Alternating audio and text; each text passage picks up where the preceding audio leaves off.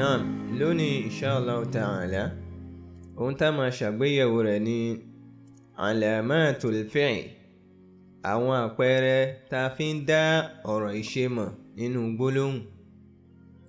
As-su'al, ìbéèrè: mal alamatu allati yu'rafu biha al-fi'l? Kí làwọn àpẹẹrẹ tá fi ń dá ọ̀rọ̀ ìṣe mọ̀ nínú gbólóhùn? Al-jawab, èsì: yu'rafu al-fi'l, a máa ń dá ọ̀rọ̀ ìṣe mọ̀ nínú gbólóhùn bí qad. Àkọ́kọ́ ń bẹ ní qad, pẹ̀lú kí qad yóò wọlé tọ̀ ọ́. Tá bá ti rí qad, gbólóhùn tá bá rí ní ẹ̀yìn rẹ̀ ọ̀rọ̀ ìṣe ni. Wà bí sin, a tún máa ń dá ọ̀rọ̀ ìṣe mọ̀ pẹ̀lú sin. Kárí sin kó so papọ̀ mọ́ ní ọwọ́ bẹ̀rẹ̀. Wa sawfa àti sawfa, kárí sawfa in tó bá wá lẹ́yìn rẹ̀ ọ̀rọ̀ ìṣe ni. Wa ta'i ta'nithi as-sakina, àti ta tí a máa ń lò fún abo tí máa ń gba sùnkún. Òun náà nù ni. So èyàn tiẹ̀ ìparí ọ̀rọ̀ lòun máa ń so papọ̀ mọ́ tiẹ̀. Yóò yàtọ̀ sí àwọn yòókù yẹn tó yẹ pé ọwọ́ bẹ̀rẹ̀ láti máa rí, ṣùgbọ́n eléyìí ìparí ọ̀rọ̀ ni a ti máa rí. Ẹ jẹ́ wá máa yí àpẹẹrẹ gbogbo àwọn eléwò ní ọlọ́kan ọ̀jọ̀kan. Àkọ́kọ́ ń bẹ tí ń ṣe qad. Nahwu, àpèjúwe rẹ̀ ní àyà tó wà nínú Kùránì. A'udhu billahi minash shaitanir rajim. Qad aflahal mu'minun alladhina hum fi salatihim khashi'un. Náà tá bá lọ wo aflaha ń bẹ hun, a rí pé qad ó ṣáwájú rẹ̀.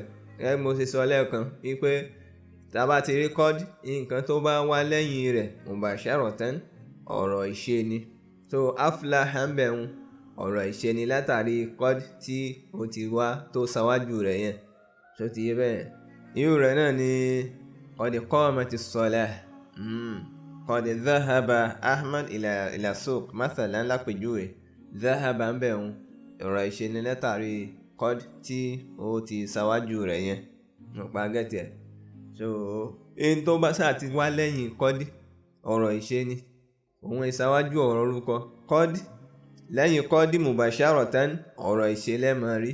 Qad aflahal mu'minun, qad qamatis salah àti bẹ́ẹ̀ bẹ́ẹ̀ lọ. Ẹlẹ́ẹ̀kejì ń bẹ tí ń ṣe as-sinu. Nahwu, àpèjúwe rẹ̀ ní àyà al-Qur'ani.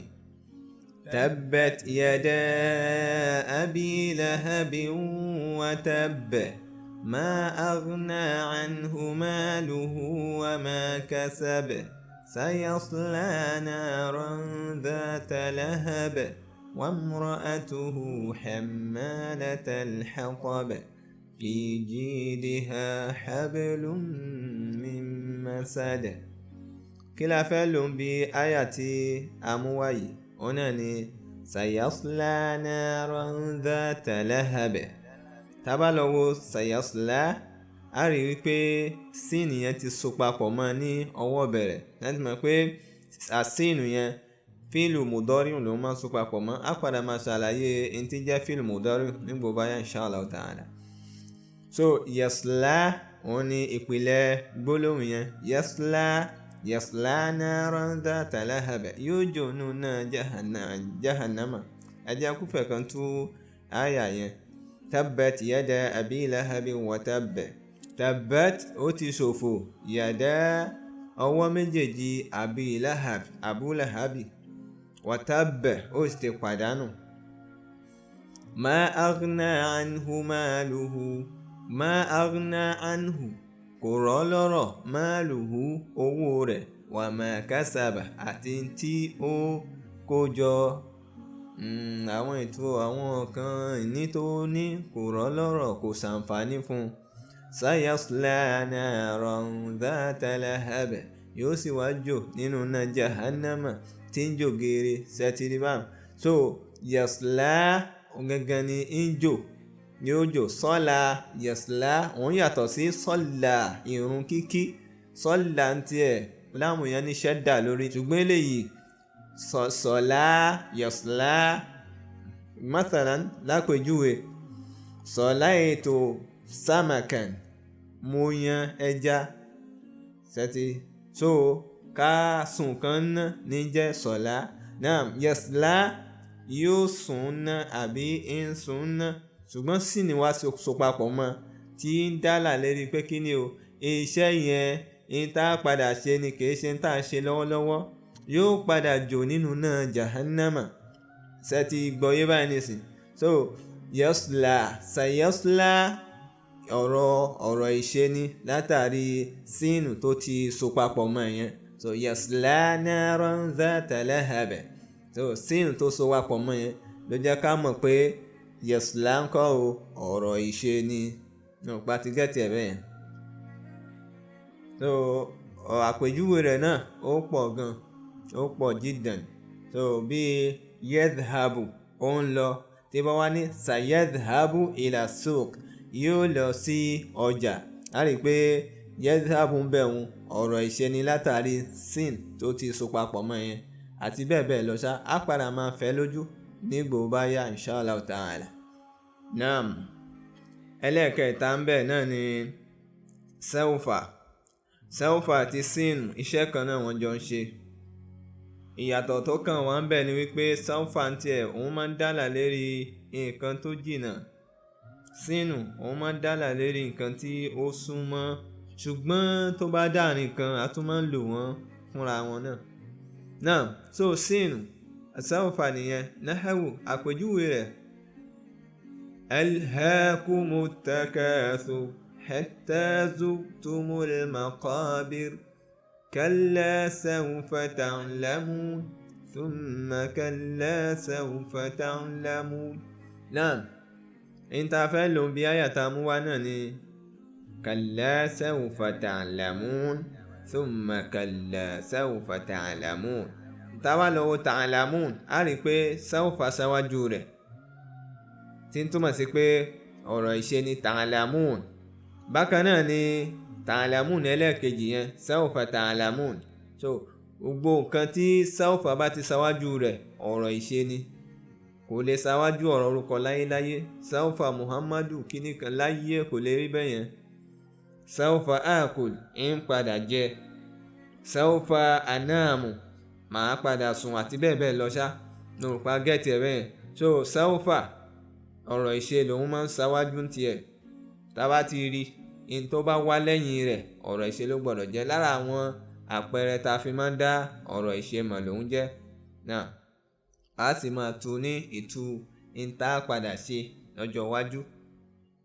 Ẹlẹ́ẹ̀kẹrin lè tó káyìn bẹ́ẹ̀ náà ni ta'u ta'nithi as-sakina, táà tí a máa ń lò fún abo tápẹ́ sùkún ni máa ń gbà. Nahawu àpèjúwe rẹ̀ ni وتكون الجبال كالعهن المنفوش فأما من ثقلت موازينه فهو في عيشة راضية وأما من خفت موازينه فأمه هاوية. انت فعلوا بناني ثقلت ألو ثقلت نقول متصف عليك نقول تاي òun ìparí ọ̀rọ̀ lòun máa ń so papọ̀ mọ́ tiẹ̀, òun so papọ̀ mọ́ ìbẹ̀rẹ̀ ọ̀rọ̀ bíi ti àwọn yòókù yẹn. wọ́n pe thaqula ní ìpìlẹ̀ ọ̀rọ̀, fa amma man thaqulat mawazinu. ọ̀la pé a fẹ́ lò fún mawazinu tó yẹ pé nǹkan abo ni, ló jẹ́ ká so tá yẹn papọ̀ mọ́, lórí pé àmì ni fún nǹkan abo. tó bí ṣe ń jẹ́ àmì fún nǹkan abo yẹn náà ní ṣe ń jẹ́ àmì fún ọ̀rọ̀ ìṣe. thaqula fa amma man thaqulat mawazinu, ẹni tí àwọn iṣẹ́ olóore rẹ̀ tó tẹ̀wọ̀n ju àwọn iṣẹ́ aburú rẹ̀, fa huwa fi 'ishatin radiyah. Naam, thaqulat a rí pé ọ̀rọ̀ ìṣe ni látàrí tá tó so papọ̀ mọ́ yẹn, òun ló ti sọ fófó nǹkan yẹn fún wa wípé thaqula ń kọ́ ọ̀rọ̀ ìṣe ni, kì í sọ̀rọ̀ orúkọ. òun ò lè so papọ̀ mọ́ ọ̀rọ̀ orúkọ láyéláyé. Bákan náà tí ń bẹ mí báyìí náà ni wa amma man khaffat mawazinuhu, ẹni tí iṣẹ́ olóore rẹ̀ bá fúyẹ́yẹ́ ń gẹ́ tó yẹ pé kò tẹ̀wọ̀n. Naam, khaffat a rí pé khaffa ọ̀rọ̀ ìṣe ni látàrí ta'u at-ta'nith sakina tó ti so papọ̀ mọ́ yẹn lórí pé òun so papọ̀ mọ́ ọ̀rọ̀ orúkọ ni ó ti bá nísìn. Bákan náà ni irú àpèjúwe tí mo mú wá lẹ́ẹ̀kan yẹn qad qamati s-salah, qad qamat as-salah iná ní ìpìlẹ̀ rẹ̀. So qama ọ̀rọ̀ ìṣe ni látàrí tá tó so papọ̀ mọ́ yẹn. So as-salah nǹkan aboni ló jẹ́ ká lo tá yẹn fún qama níbẹ̀ yẹn. Ìyẹn jẹ́ bí ó ṣe jẹ́ lábala alamatul fi'l, àwọn àpẹẹrẹ ta fi ń dá ọ̀rọ̀ ìṣe mọ̀ nínú gbólóhùn. A ní rí jù báyìí lọ fún ti òní. Mo lérò pé ẹ rí nǹkan ẹyọ̀kan tàbí méjì dìmú níbi kan tí a kọ́ lónìí. Tó bá tún di léyìí tí ń bọ̀ ni ẹ tún jẹ́ kí a pàdé lórí àkọ́tún ètò ẹ̀kọ́ èdè Lárúbáwá. Tèmi tí yín tòótọ́ Abu Balqis ló ń kí yín. Assalamu alaikum. Ẹ máa yáṣẹ́.